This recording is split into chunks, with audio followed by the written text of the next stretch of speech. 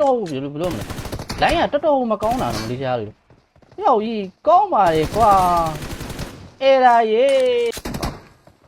အဲ့ပါလူအီးဘာတွေလုံးပါတော့ဟော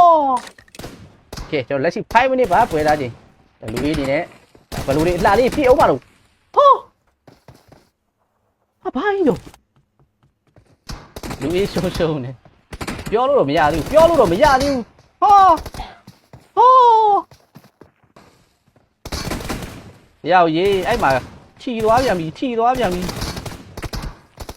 ဟိုးပြနေရတော့တွေ့ရတယ်လူကြီး